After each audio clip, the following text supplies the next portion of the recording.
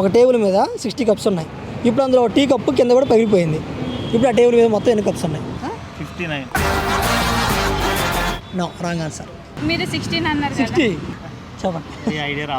59. No, 59. అబ్బా 60. No, wrong answer. 56. No, 59. No. 58. No. సరే, ఆ క్లూ చెప్పమంటారా? చెప్పు. క్వశ్చన్ లో ఆన్సర్ ఉందనుకుంటా. ఓకే. క్వశ్చన్లోనే ఆన్సర్ ఉంది. ఒక టీ ఉంటుంది.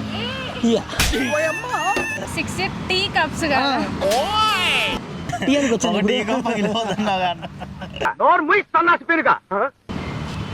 తెలీదు. అంటే ఒక టీ కప్ పగిలింది కానీ కప్స్ పగలలేదు. నాకు ఏం ఐడియా రాలేదు.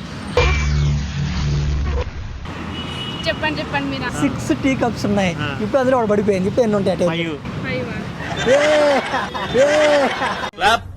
5.